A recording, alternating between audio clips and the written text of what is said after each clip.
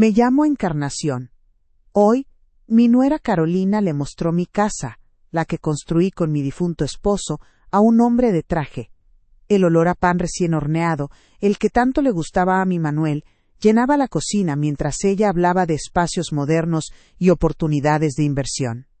Como ve, es muy espaciosa, ideal para una familia joven, decía con una sonrisa que no le llegaba a los ojos. Yo servía el café, con las manos firmes para que no notaran mi rabia, y asentía como si no entendiera nada. Me estaban borrando de mi propia vida, vendiendo los rincones donde crié a mi hijo, y vi crecer a mis nietos. Es una humillación que te quema por dentro, una que te hace sentir invisible. ¿Qué habrías hecho en mi lugar? Acompáñenme hasta el final y cuéntenme. ¿Qué habrían hecho en mi lugar? Díganme también desde qué ciudad me escuchan. Necesito saber que no estoy sola en este sentimiento, que alguien en algún lugar entiende este dolor. A veces, la soledad pesa más que la traición misma, y sentir su compañía a través de la distancia es un consuelo que no tiene precio. Si quieren oír más historias como esta, donde la dignidad se abre paso a pesar de todo, suscríbanse al canal. Su presencia aquí me da la fuerza para seguir contando mi verdad, para que mi voz no se apague en el silencio que ellos querían imponerme. El hombre de la inmobiliaria me miraba con una lástima que me revolvía el estómago. Para él, yo era solo parte del mobiliario, una viejita confundida que pronto sería reubicada en algún lugar más adecuado. Carolina, en cambio, actuaba con una naturalidad escalofriante, como si estuviera vendiendo un objeto, y no el corazón de una familia. Ella creía que mi mente ya no estaba aquí, que mis 80 años me habían vuelto sorda y ciega a sus intenciones. Pero lo que ella no imaginaba es que, desde hacía 3 días, yo ya lo sabía todo. Sabía del plan, de los papeles y de las mentiras que le contaba a mi hijo para ponerlo de su lado. Cuando el comprador se fue, Carolina se acercó a mí y me acarició el hombro con esa falsedad que había aprendido a detestar. Mamá Encarna, no se preocupe por nada. Solo estamos viendo opciones para su comodidad, me dijo, usando esa voz dulce que reservaba para cuando quería manipularme. No le respondí. Simplemente recogí las tazas de café vacías y las llevé a la cocina. Sobre la mesa del comedor, el hombre había olvidado un folleto. Lo tomé disimuladamente mientras pasaba. En letras grandes y brillantes se leía: vendemos su propiedad en menos de 30 días. Garantizado. La urgencia de ellos era mi sentencia, pero también se convertiría en mi arma. Esa noche, cuando por fin se fueron y la casa quedó en silencio, me senté en el sillón de mi esposo. Miré el pequeño aparato de voz que Carolina me había regalado hacía unos meses, esa cajita negra y moderna que supuestamente era para hacerme compañía. Me lo dio para controlarme, para escuchar mis conversaciones, para asegurarse de que no estorbara en sus planes. Pero la tecnología, a veces, tiene su propia justicia, porque el pequeño aparato que me regalaron para vigilarme, se había convertido en mi único testigo. Recuerdo el olor a tierra mojada y a cemento fresco como si fuera ayer. Fue en 1975, cuando Manuel y yo compramos este terreno en el barrio de la Florida, un pedazo de nada con todos nuestros sueños plantados en él. No teníamos dinero para constructores, así que nos convertimos en ellos. Cada fin de semana, mientras otros descansaban, nosotros levantábamos paredes. Yo le pasaba los ladrillos, él me enseñaba a mezclar la cal, y nuestras manos, agrietadas y cansadas, construían más que una casa. Construían un futuro. Cada viga de este techo tiene el eco de nuestras risas, y cada clavo una gota de nuestro sudor. Esta casa no es solo un bien material, es el diario de nuestra vida escrito con ladrillos y argamasa, un testimonio de que el amor y el esfuerzo pueden levantar cualquier cosa desde el polvo. Para pagar la última cuota de la hipoteca, mi vieja máquina de coser Singer trabajó noches enteras. Yo era costurera, de las buenas, de las que entendían el lenguaje de las telas. En un rincón del salón, que entonces era nuestro único cuarto, monté mi pequeño taller. Recuerdo coser hasta que mis ojos se nublaban y la espalda me dolía, con el zumbido de la máquina como única compañía en la madrugada. Una noche, terminando un vestido de novia para la hija del doctor Ramírez, supe que con ese pago, la casa sería nuestra para siempre. Al día siguiente, cuando fui al banco con el dinero, sentí que no estaba pagando una deuda, sino comprando nuestra libertad. Esa libertad es la que ahora Carolina quiere poner en un folleto de venta, como si no estuviera manchada de mi sacrificio. Aquí en esta misma cocina crié a mi Marcos. Lo veo de niño, haciendo sus tareas en la mesa de roble mientras el olor del guiso llenaba el aire. Le enseñé a leer con los periódicos viejos y a sumar con los garbanzos del puchero. Creció siendo un buen niño, un muchacho estudioso. Cuando entró a la universidad para ser contador, el orgullo no me cabía en el pecho. Manuel y yo no tuvimos esa oportunidad. Para pagar sus estudios, saqué hasta el último centavo de la libreta de ahorros, el dinero que había guardado cosiendo por años, peseta a peseta. No lo dudé ni un segundo. Todo era para él, para que tuviera un futuro más fácil que el nuestro. Jamás imaginé que ese futuro que le di sería usado para intentar borrar mi pasado y mi presente. Luego vino la enfermedad de Manuel. 5 años que se sintieron como una vida entera. La casa se volvió más silenciosa, olía a medicinas y a miedo. Lo cuidé sola, día y noche. Le cambiaba las sábanas, le preparaba sus comidas, le leía el periódico, aunque a veces él ya no entendiera las palabras. Una tarde, cuando ya le quedaban pocas fuerzas, me tomó la mano, esa mano grande y fuerte que había puesto cada ladrillo, y me hizo prometerle algo. Encarna, me dijo con un hilo de voz. Esta casa es el corazón de nuestra familia. No dejes que nunca dejen de oírse aquí las risas de los nietos. No dejes que lo arranquen. Se lo prometí con el alma. Y esa promesa es un juramento que pienso cumplir, aunque tenga que enfrentarme a mi propia sangre. Cuando Carolina llegó a la vida de Marcos, las cosas empezaron a cambiar sutilmente. Al principio eran pequeñas críticas, sugerencias para modernizar la casa. Un día llegué del mercado y las fotos de Manuel ya no estaban en la repisa del salón. Las había guardado en una caja en el desván. Para que no cojan polvo, mamá Encarna, me dijo con esa sonrisa suya que nunca llega a los ojos. Sentí un frío que me heló los huesos. No era por el polvo. Era el primer paso para borrar su memoria, para hacer espacio. Esa noche en silencio tomé una de las fotos, la más pequeña, donde Manuel y yo estamos abrazados el día que terminamos el techo, y la puse en mi mesita de noche. Fue mi primer acto de resistencia silenciosa. Cada objeto en esta casa tiene una voz. Las llaves de la puerta principal, esas que Manuel puso en mi mano y me dijo, «Bienvenida a casa, mi reina», todavía tienen el peso de ese primer día. Los platos con flores azules que compramos en un mercado de pulgas, y que a Carolina le parecen tan anticuados, guardan el sabor de 1000 comidas familiares. Son las anclas de mi memoria, los testigos mudos de todo lo que he vivido, amado y perdido entre estas 4 paredes.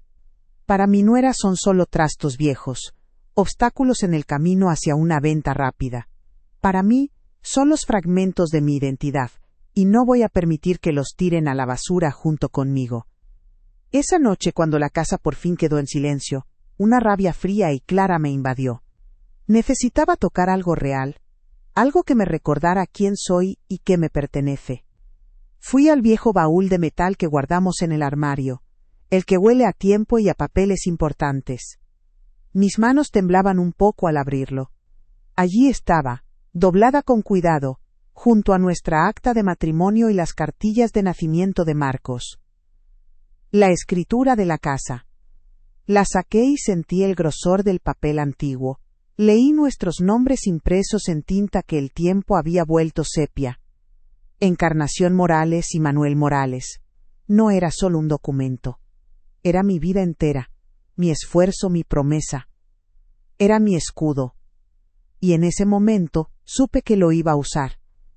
Al principio, la traición era una gotera silenciosa, casi imperceptible. Empezó con las llaves de la casa. Un día, ya no estaban en el clavo junto a la puerta donde Manuel y yo las habíamos colgado por 40 años. Carolina las había movido a un cuenco de cerámica moderno en la entrada. Es más organizado así, suegra, me dijo. Luego fue mi sillón, el que tiene la forma de mi cuerpo cansado. Un domingo, encontré un cojín decorativo que lo hacía incómodo. Le da un toque de color, explicó ella. No eran grandes cosas, eran pequeños desplazamientos, una forma de decirme sin palabras que mi espacio, mis costumbres, ya no eran las dueñas de esta casa. Me estaban borrando poco a poco, con amabilidad y sonrisas, y esa es la peor forma de crueldad, la que te hace dudar si estás exagerando o si de verdad te están empujando hacia un rincón. La humillación se hizo más evidente en la mesa. Las cenas familiares, que antes eran mi alegría, se convirtieron en un suplicio. Mi lugar en la cabecera, el que siempre había sido mío, un día fue ocupado por Marcos, a sugerencia de Carolina. Así estás más cerca de la cocina por si necesitas algo, mamá Encarna, argumentó ella. Me sentaron a un lado, como a una visita. Las conversaciones pasaban por encima de mi cabeza. Hablaban de sus trabajos, de sus planes de vacaciones, de las notas de los niños. Si yo intentaba decir algo sobre el jardín, o sobre una vecina, Carolina asentía con una paciencia fingida y rápidamente cambiaba de tema. Me volví invisible. Una figura silenciosa que pasaba el pan y la sal, cuyo único propósito parecía ser no estorbar en el cuadro de la familia feliz que ella estaba pintando sobre mis ruinas. El golpe más duro fue el control del dinero. Un día, Carolina se sentó conmigo con una pila de recibos y una expresión de falsa preocupación. Me habló de la banca por Internet, de los pagos automáticos, de lo complicado que era todo para una persona de mi edad. Para simplificarte la vida, déjame que yo me encargue de tus tarjetas y tus cuentas, me propuso. Mi hijo, a su lado, asintió como un autómata. Le entregué mi cartilla del banco, la misma donde había guardado cada centavo ganado con mi máquina de coser. Desde ese día, empecé a recibir una pequeña cantidad de dinero en efectivo cada semana, para mis gastos. Tenía que pedir permiso para comprar un ovillo de lana nuevo, o para invitar a una amiga a un café. Me quitaron mi independencia económica, la que tanto me había costado ganar, y me convirtieron en una niña a la que le daban su paga. Intenté hablar con Marcos a solas varias veces. Lo esperaba en el pasillo cuando volvía del trabajo, o lo llamaba a su celular cuando sabía que Carolina no estaba cerca. Pero era inútil. Si lo abordaba en casa, ella aparecía de la nada con una excusa. Marcos, cariño, te llaman del trabajo, o mamá Encarna, no agobies a tu hijo que viene cansado. Si lo llamaba, casi nunca respondía, y cuando lo hacía, su voz era apurada, nerviosa. Mamá, ahora no puedo, te llamo luego. Ese luego nunca llegaba.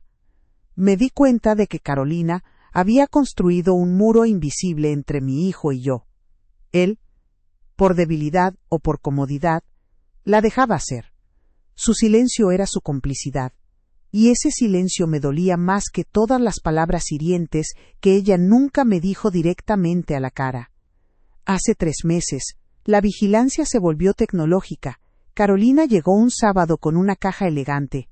Dentro había un pequeño cilindro negro. Es un asistente de voz, mamá Encarna. Una maravilla. Le puedes pedir la hora, el tiempo, que te ponga música. Te hará compañía. Lo instaló en la mesita del salón, justo frente a mi sillón. Al principio me pareció un trasto inútil. Pero pronto, empecé a sentir su presencia como la de un espía. La lucecita azul que se encendía a veces, sin que yo dijera nada, me ponía los pelos de punta. Sentía que mis suspiros, mis conversaciones telefónicas con mi hermana, todo quedaba registrado en esa cajita moderna que me habían regalado para cuidarme. Era una forma de tenerme controlada, de asegurarse de que no me quejaba, de que no pedía ayuda. Incluso el amor de mis nietos, Leo y Luna, se convirtió en un campo de batalla silencioso. Antes, corrían a mis brazos al llegar a casa y pasábamos horas mirando fotos viejas o contándoles historias de su abuelo. Ahora, Carolina siempre encontraba una manera de interrumpirnos. Niños, dejen a la abuela descansar, que se cansa mucho, les decía, llevándoselos a su cuarto con la tableta. O vamos a hacer los deberes, la abuela necesita su tranquilidad. Les estaba enseñando, sutilmente, a verme como un objeto frágil y distante. Una reliquia a la que no se debe molestar. Me estaban robando los últimos tesoros que me quedaban. Las risas de mis nietos, sus abrazos, el calor de sus manitas en las mías. Me sentía cada vez más sola, rodeada de mi propia familia. Este sentimiento de soledad es un frío que se te mete en los huesos y que nadie ve. Por eso les pregunto a ustedes, que me escuchan con tanta amabilidad. Cuéntenme en los comentarios desde qué ciudad o país me están viendo. Saber que mis palabras viajan y llegan a otros corazones me hace sentir que no estoy tan sola en esta casa que se ha vuelto extraña. A veces, imaginar que alguien en México, en Colombia o en un pueblito de España asiente con la cabeza mientras me oye, me da la fuerza que necesito para no derrumbarme. Su compañía, aunque sea a la distancia, es un abrazo para mi alma cansada. Necesito saber que alguien en el mundo entiende que la dignidad no tiene edad y que luchar por ella es un derecho. Anoche supe que el tiempo de las pequeñas humillaciones había terminado y que la batalla final estaba por comenzar. Al volver de la cocina, encontré una nota sobre la mesa del comedor, junto a un bolígrafo y un documento lleno de letras pequeñas que no alcanzaba a leer bien. La caligrafía perfecta de Carolina decía: «Mamá Encarna, por favor, necesito que me firmes esto mañana sin falta. Es un simple trámite para agilizar lo de tu pensión. Con cariño, Carolina». Pero mis ojos, aunque cansados, vieron el encabezado del papel. No decía nada de pensiones. Decía, en letras mayúsculas y solemnes, Poder Notarial Amplio. No era un trámite. Era el arma con la que pretendían despojarme de todo. A la mañana siguiente, el aire en la cocina era espeso, casi se podía cortar con un cuchillo. Carolina había preparado el café, pero hoy no olía a hogar, sino a trampa. Dejó la taza frente a mí con un movimiento brusco y puso el documento y el bolígrafo a su lado. Su sonrisa era una línea tensa y delgada. «Buenos días, mamá Encarna. ¿Dormiste bien? Hoy tenemos que dejar esto listo antes de que me vaya a la oficina». Mi hijo Marcos estaba de pie junto a la ventana, dándome la espalda mirando la calle como si el destino del mundo dependiera de los autos que pasaban. No era un espectador inocente. Su silencio era el muro contra el que mis esperanzas chocaban. Sabía que estaba solo en esto, que el hijo al que le di la vida me la estaba ayudando a quitar. Tomé el papel entre mis manos. Mis dedos, acostumbrados a la suavidad de las telas, sintieron la frialdad de ese documento legal. Fingí que me costaba leer las letras pequeñas, acercándolo y alejándolo de mis ojos. ¿Y esto para qué era, hija? Anoche me dijiste que para la pensión, pero aquí veo palabras que no entiendo. Notario, poder. Lo dije con toda la inocencia que pude reunir, una pregunta simple que era en realidad una acusación. Carolina suspiró, un sonido lleno de impaciencia. «Ay, mamá Encarna, no compliquemos las cosas. Es para que yo pueda hacer todos tus trámites sin que tengas que moverte. Para cuidarte mejor». Su voz, aunque intentaba ser dulce, tenía un filo de acero. Era la voz de alguien que ya no pide sino que exige. Su máscara de nuera preocupada se resquebrajó. Se inclinó sobre la mesa, su rostro más cerca del mío, y su voz bajó a un susurro duro.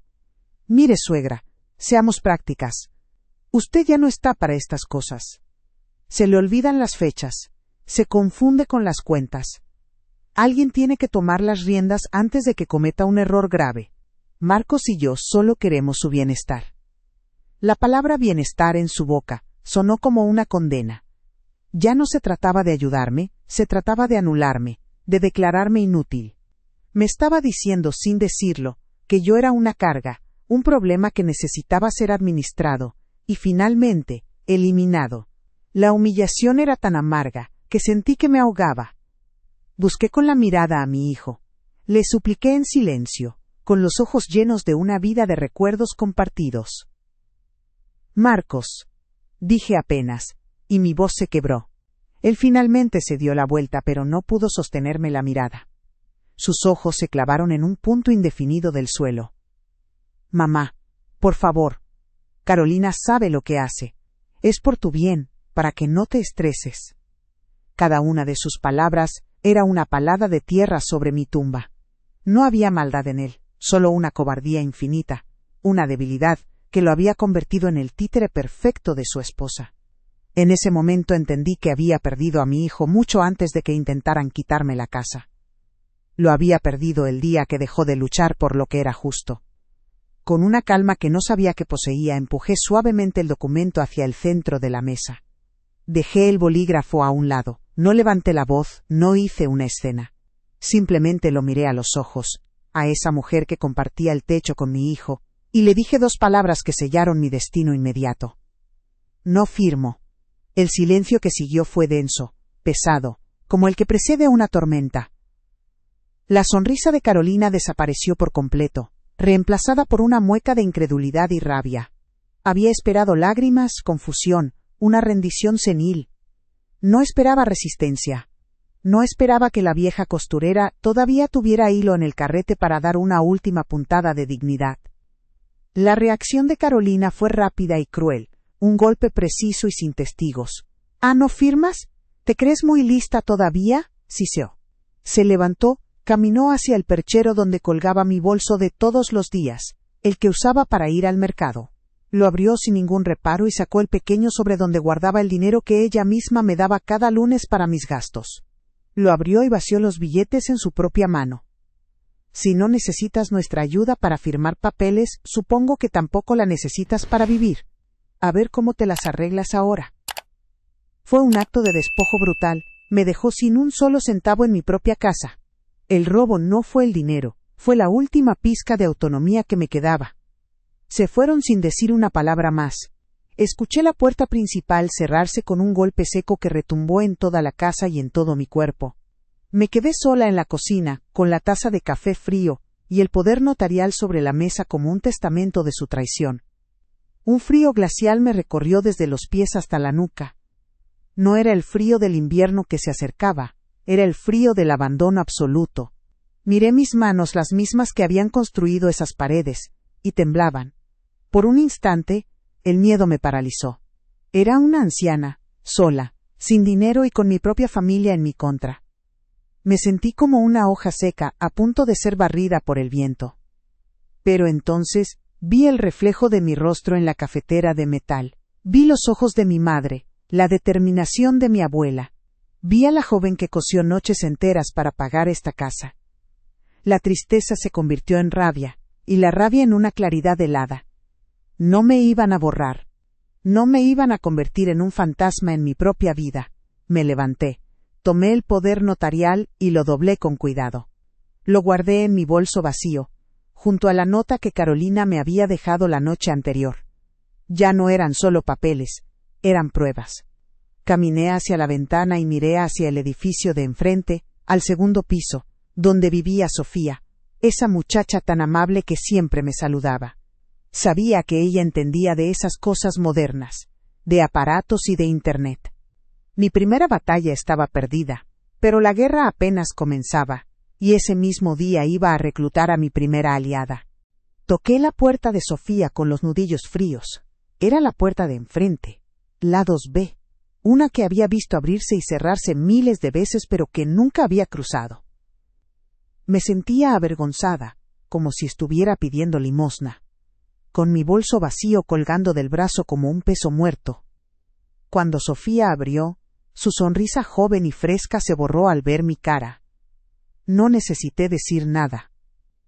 Ella vio la tormenta en mis ojos, la que yo intentaba contener con todas mis fuerzas. Me tomó suavemente del brazo y me hizo pasar a su pequeño apartamento, un lugar lleno de libros y de una luz que en mi casa se había extinguido esa misma mañana. Me sentó en su sofá y me trajo un vaso de agua sin que yo se lo pidiera. Ese simple gesto de amabilidad casi me rompe por dentro. Le conté todo con una voz que no parecía la mía, una voz monótona y cansada. Le hablé del hombre de la inmobiliaria, del poder notarial, de la crueldad silenciosa de Carolina y de la cobardía de mi hijo. No lloré. Las lágrimas se me habían secado por dentro, dejando solo un desierto de rabia y dolor. Sofía me escuchaba con una atención que nadie me había dedicado en años, asintiendo, con el ceño fruncido de indignación. Cuando terminé de hablar del dinero, de cómo Carolina me había vaciado el sobre delante de mis narices, Sofía apretó los puños. Eso no es legal, doña Encarnación. Eso es abuso, es maltrato. Oírla ponerle nombre a lo que yo sentía, a lo que me habían hecho, fue como si de repente alguien encendiera una luz en mi oscuridad. No estaba loca, no estaba exagerando, estaba siendo víctima de una injusticia. Fue entonces cuando me acordé de la cajita negra. Se lo mencioné casi como un detalle sin importancia. Y encima, me regaló uno de esos aparatos que hablan, para vigilarme, estoy segura. Siempre siento que me escucha. Los ojos de Sofía se iluminaron con una chispa de curiosidad técnica. Se acercó un poco más y me preguntó cómo era, qué marca. Le describí el cilindro negro, la luz azul que se encendía a veces. Ella asintió, entendiendo perfectamente. Doña Encarnación, esos aparatos guardan un historial de todo lo que oyen después de que se dice la palabra de activación. Es como una grabadora que se enciende sola por error a veces. Todo se queda archivado en una cuenta en Internet. Sentí un escalofrío. La herramienta de mi carcelera podría tener un secreto guardado. De repente, un recuerdo vago de hacía unos días se volvió nítido en mi mente. Carolina estaba en el salón, hablando por teléfono con su hermana, quejándose de mí. Recuerdo que caminaba de un lado a otro, nerviosa. En un momento, dijo en voz alta y frustrada: «Oye, dispositivo, pon música. No, ahora no». Y luego siguió hablando, más bajo pero con una rabia contenida que se oía perfectamente. Yo estaba en la cocina, pero el sonido llegaba claro. Le pregunté a Sofía, con el corazón latiéndome con una fuerza que creía olvidada: ¿crees que esa conversación podría estar guardada en alguna parte?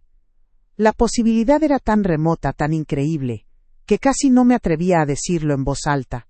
Era una esperanza frágil, pero era la única que tenía en ese momento. Sofía no lo dudó. «Podemos mirarlo ahora mismo», me dijo con una seguridad que me contagió. «Necesitamos el correo electrónico y la contraseña con la que configuraron el aparato. ¿Usted los tiene?» Mi mundo se vino abajo por un segundo. Claro que no los tenía. Seguramente los manejaba Carolina.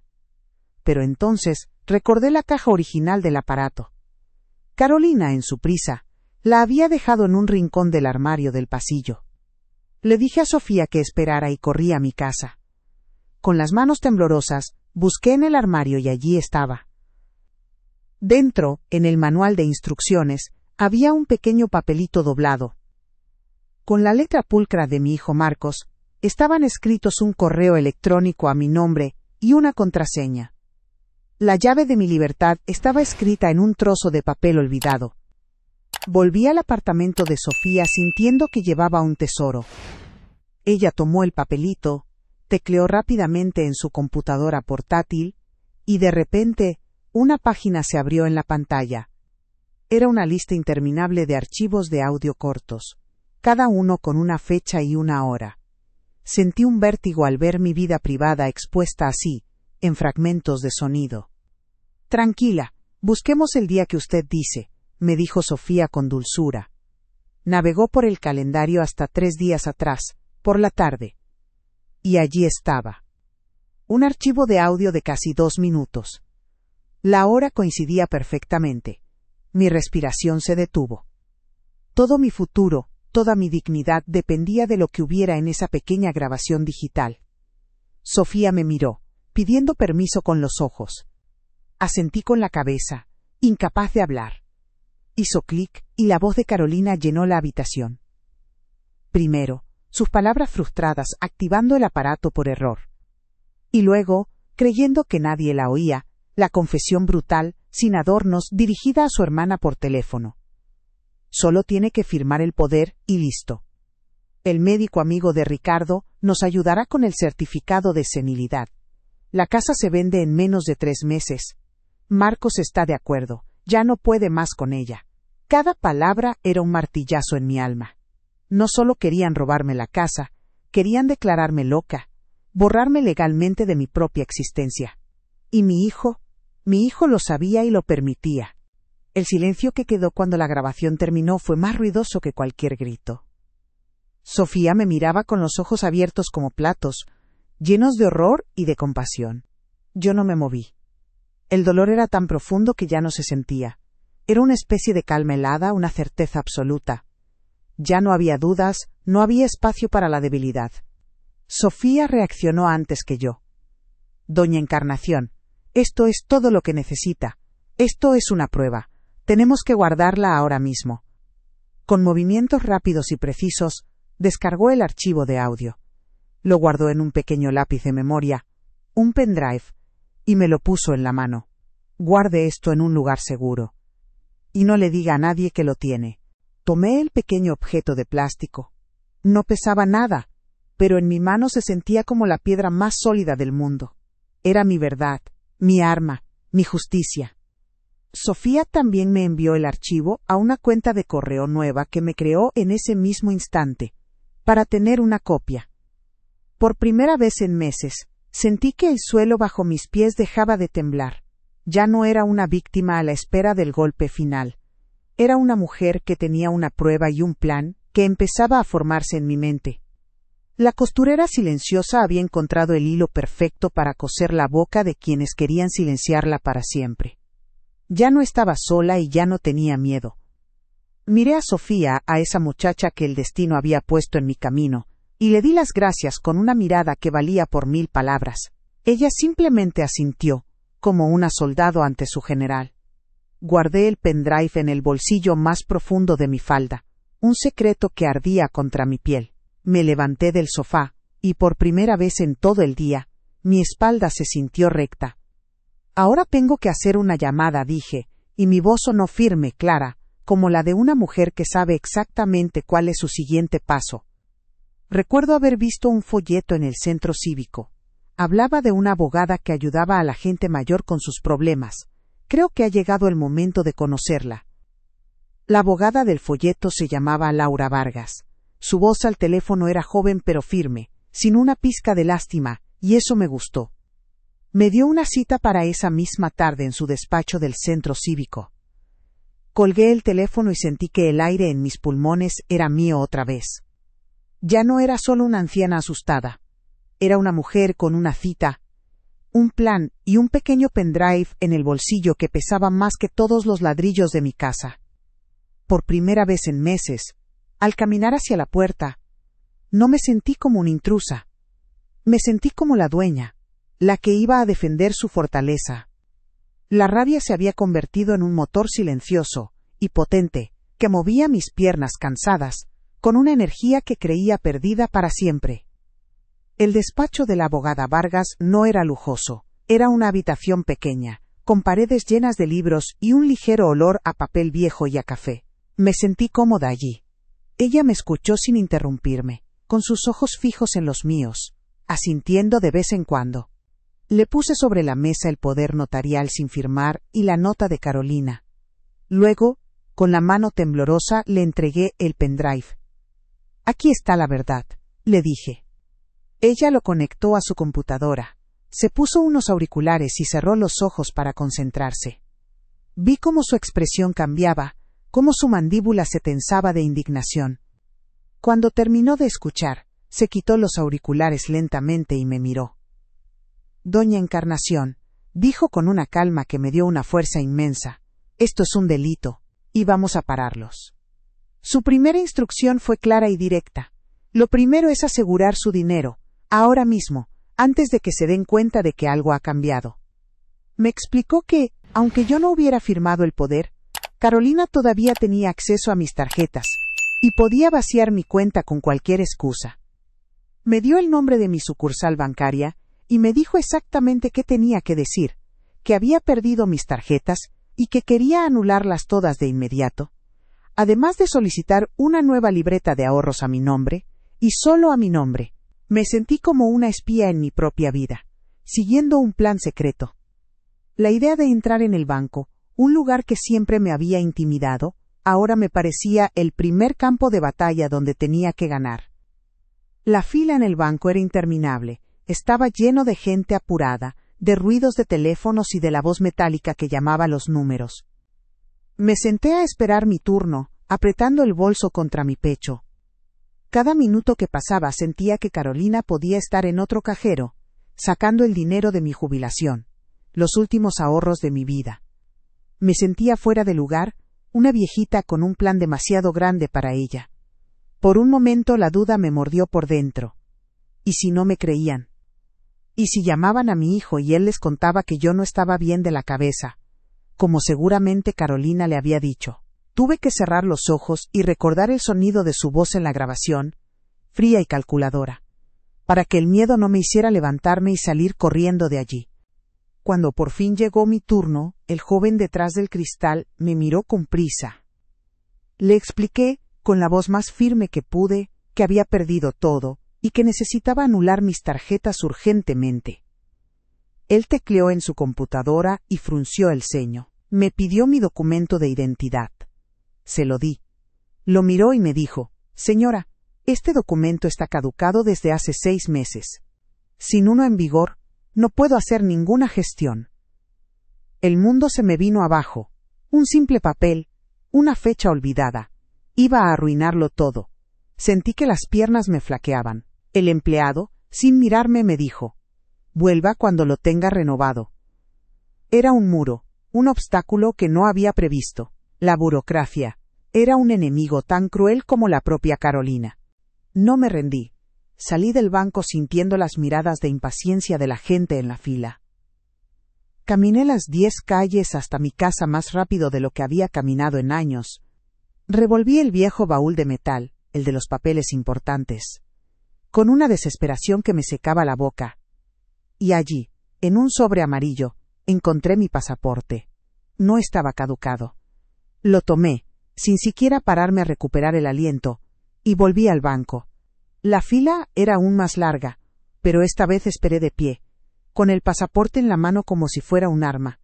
Cuando me tocó de nuevo, con otro empleado, no dije nada. Solo le puse el pasaporte sobre el mostrador. Él lo miró, asintió y procedió a hacer lo que le pedí. Canceló cada tarjeta. Y luego, emitió una nueva libreta, solo a mi nombre. El sonido del sello sobre el papel nuevo fue la música más bonita que había escuchado en mucho tiempo. Al día siguiente, volví a ver a la abogada Vargas. Cuando le conté lo del banco, sonrió por primera vez. Bien hecho, Encarnación. Ese era el paso más difícil. Ahora venía la segunda parte del plan, la comunicación formal. Redactó una carta corta y contundente, un burofax, que es un tipo de envío que deja constancia legal de que se ha recibido. No era una carta de ataque. Simplemente informaba a Marcos y a Carolina que, a partir de ese día, yo, Encarnación Morales, revocaba cualquier permiso verbal o de confianza que les hubiera dado sobre mis asuntos financieros o patrimoniales, y que cualquier comunicación futura sobre esos temas debía ser dirigida a mi abogada. No mencionaba la grabación. Era un muro legal, construido en silencio, para que chocaran contra él. Firmar esa notificación para que se la enviaran a mi propio hijo fue como clavar una aguja en mi corazón. Toda mi vida había trabajado para darle lo mejor, para allanarle el camino. Y ahora estaba firmando un papel que lo trataba como a un extraño, como a una amenaza. La abogada debió notar la tristeza en mis ojos. Me dijo con suavidad: «Usted no está atacando a su hijo. Está protegiéndose de las acciones de su esposa. Le está dando a él la oportunidad de elegir de qué lado está cuando sepa toda la verdad». Sus palabras tenían sentido, pero no aliviaban el peso de la traición. Era el acto más solitario de mi vida. Poner una barrera legal contra la persona que más había querido en el mundo. Fue el paso más doloroso de todos, enviar ese papel frío a la casa que yo misma había ayudado a que mi hijo tuviera. Pero a veces, para que una planta vuelva a crecer fuerte, hay que podar las ramas enfermas, aunque sean parte del tronco principal. Quédense conmigo hasta el final, porque lo que pasó, cuando recibieron esa carta, esa tarde, nadie lo podría haber imaginado. Ni siquiera yo, que creía estar preparada para todo, me esperaba la reacción que desató esa simple hoja de papel. La guerra silenciosa estaba a punto de volverse muy ruidosa, y yo tenía que mantenerme firme en mi trinchera, esperando el siguiente movimiento. Esa misma tarde, mi viejo teléfono de casa, que ahora solo respondía a mí, empezó a sonar con insistencia. En la pequeña pantalla, parpadeaba el nombre de mi hijo. Marcos. No contesté. Dejé que sonara una y otra vez, hasta que el silencio volvió a llenar la cocina. El corazón me latía con fuerza, pero mis manos estaban quietas. Un minuto después, sentí la vibración de un mensaje de texto en el bolsillo de mi delantal. Era un número que no tenía guardado, pero sabía perfectamente de quién era. El mensaje era corto, directo y furioso. Decía: ¿qué es esta broma, Encarnación? Llama a Marcos inmediatamente. Ya no era suegra, ni mamá Encarna. Era Encarnación. La máscara se había caído. El primer ladrillo de su plan se había roto contra mi muro. Unas horas más tarde, oí el coche de mi hijo frenar bruscamente frente a la casa. La puerta se abrió con un golpe y entraron los dos, con la cara descompuesta por la furia. Carolina traía en la mano el papel del burofax, arrugado por la fuerza con que lo apretaba. Marcos venía detrás, con la mirada clavada en el suelo, incapaz de enfrentarme. Yo los esperaba sentada en el sillón de mi Manuel, con una calma que los descolocó por completo. Esperaban encontrarme llorando, asustada. Encontraron a una mujer que ya no tenía nada que perder, y por lo tanto, ya no tenía miedo. Mi serenidad era un espejo en el que su propia fealdad se reflejaba, y eso los enfurecía todavía más. ¿Se puede saber qué significa esto?, espetó Carolina, agitando el papel frente a mi cara. Su voz era un silbido venenoso. Después de todo lo que hacemos por ti, ¿así nos pagas? ¿Con abogados? No le respondí a ella. Miré a mi hijo, directamente a los ojos, y le dije con una voz suave pero firme: siéntense, por favor. Tenemos que hablar. Mi tono los sorprendió. Se miraron el uno al otro, confundidos.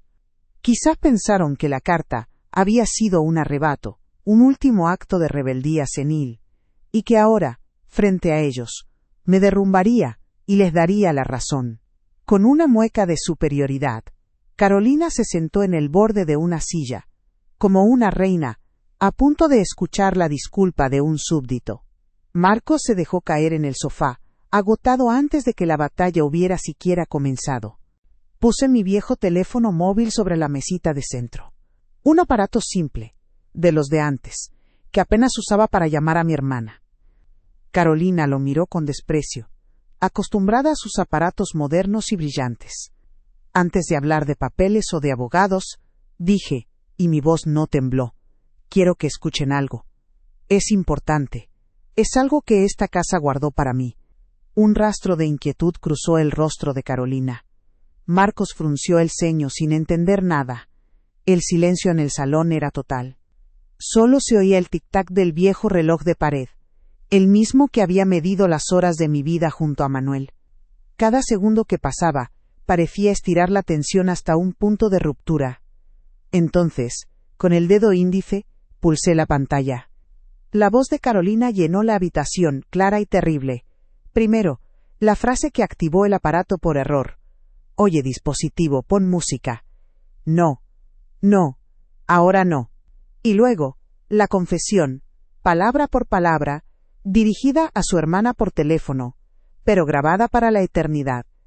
Solo tiene que firmar el poder, y listo. El médico amigo de Ricardo nos ayudará con el certificado de senilidad. La casa se vende en menos de 3 meses. Marcos está de acuerdo. Ya no puede más con ella. La voz de mi nuera, mi propia voz traicionada, resonaba en las paredes que yo misma había levantado. Las palabras flotaban en el aire como un veneno invisible, exponiendo la verdad con una crueldad que ningún grito podría haber igualado. El rostro de Carolina pasó por todas las fases de la perdición. Primero la incredulidad, luego el pánico y finalmente una palidez mortal, como si toda la sangre hubiera huido de su cara. Se quedó petrificada, con la boca ligeramente abierta, sin aire, sin excusas. Pero fue la reacción de mi hijo la que me partió el alma. Él no se puso pálido, se puso rojo, de una vergüenza profunda, insoportable. Levantó la vista del suelo y me miró, y en sus ojos vi el reflejo de un hombre que acababa de entender la verdadera dimensión de su cobardía. Su mano, la que descansaba sobre su rodilla, empezó a temblar sin control. Un temblor que delataba el derrumbe de todo su mundo, de todas las mentiras que se había contado a sí mismo. Cuando la grabación terminó, el silencio que cayó sobre nosotros fue más pesado que una lápida. Nadie se movía, nadie respiraba. La verdad estaba allí, sobre la mesa, entre el teléfono viejo y las tazas de café vacías. Carolina intentó balbucear algo, una negación, una justificación, pero su garganta no produjo ningún sonido. Se había quedado sin palabras, sin máscara, desnuda en su propia maldad. Yo no necesitaba decir nada más.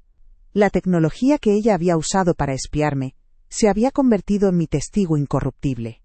La justicia, a veces, no necesita togas ni martillos. A veces, solo necesita que se pulse el botón de reproducir en el momento adecuado. Me levanté lentamente, sintiendo el peso de mis 80 años, pero también la ligereza de la verdad liberada. Los miré a los dos, a la arquitecta de mi ruina y al cómplice silencioso. Esta es mi casa, dije, y cada palabra era un ladrillo que reconstruía mi dignidad. Y esta conversación se ha terminado. Caminé hacia el cuenco de cerámica de la entrada y tomé el juego de llaves que siempre usaban. Se las tendí a Carolina sin decir nada. Ella las tomó con la mano temblorosa, sin atreverse a mirarme. La verdad estaba sobre la mesa, desnuda y cruel. ¿Qué habrían hecho ustedes en mi lugar? ¿Habrían podido perdonar una traición así? Cuéntenmelo en los comentarios, porque a veces, hacer lo correcto duele casi tanto como la herida original. Con las llaves de ellos en mi mano, caminé hacia la puerta principal y la abrí de par en par. El aire fresco de la tarde entró en la casa, limpiando el ambiente viciado. Era una invitación silenciosa, una orden. Carolina se levantó como un autómata y caminó hacia la salida, con la mirada perdida. Pero Marcos no se movió. Se quedó allí, sentado en el sofá, con el rostro hundido entre las manos, roto en 1000 pedazos. Cuando su esposa ya estaba en el umbral, él levantó la cabeza, y sus ojos, llenos de lágrimas, y de una pregunta que no se atrevía a formular, se encontraron con los míos. Su mundo se había derrumbado, y el mío, por fin, empezaba a reconstruirse sobre sus ruinas. Carolina se fue esa misma tarde, sin mirar atrás. Marcos, en cambio, se quedó un rato más, llorando en silencio en el sofá, como un niño perdido. No le dije nada. No había palabras que pudieran arreglar lo que se había roto. En las semanas que siguieron, él intentó volver. Llamaba por teléfono con la voz rota, me dejaba bolsas de la compra en la puerta con notas torpes pidiendo perdón. Le permití ver a sus hijos, a mis nietos, pero siempre aquí, en el salón bajo mi mirada. Una tarde me preguntó si su esposa podía volver.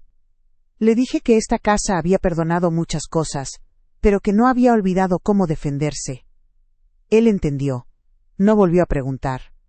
Cambié las cerraduras al día siguiente, no por miedo, sino como una declaración de que la puerta de mi vida, ahora la abría y la cerraba yo. Poco a poco, la casa volvió a ser mía. Quité los cojines modernos y sin alma que Carolina había comprado, y volví a poner mi vieja colcha de ganchillo sobre el sofá. El primer domingo, después de mucho tiempo, horneé pan solo para mí. El olor de Manuel, el olor de nuestro hogar, llenó cada rincón, y sentí que él sonreía desde algún lugar. Lo más importante fue sacar la caja del desván. Con un cuidado infinito, desempolvé cada una de las fotos de mi esposo, y las volví a colocar en la repisa del salón. Allí estaban de nuevo, Manuel y yo jóvenes y fuertes, mirando el futuro que habíamos construido juntos. Cuando mis nietos vinieron ese fin de semana, se sentaron a mis pies y les conté la historia de cada foto, sin interrupciones, sin prisas. Sus risas eran la música que esta casa había extrañado tanto tiempo. Mi vida ahora es más sencilla, pero es completamente mía. Voy al mercado los martes, hablo con la pescadera, elijo mis propias verduras. Administro mi pensión con la libreta nueva del banco y guardo los recibos en una cajita de lata como siempre hice. A veces, por la tarde, Sofía, mi vecina, cruza el pasillo y tomamos un café. Me enseñó a usar el Internet para ver recetas y escuchar música de mi época. Cada vida es una historia llena de batallas silenciosas, de dolores que no se cuentan y de victorias que no hacen ruido. Si esta historia mía les ha tocado el corazón, si les ha recordado su propia fuerza, suscríbanse a este rincón. Y cuéntenme ustedes también, porque al compartir nuestro camino, nos hacemos compañía y nos recordamos que nunca estamos verdaderamente solos. Anoche, después de arropar a mis nietos que se quedaron a dormir, me senté en el sillón de Manuel. La casa estaba en silencio.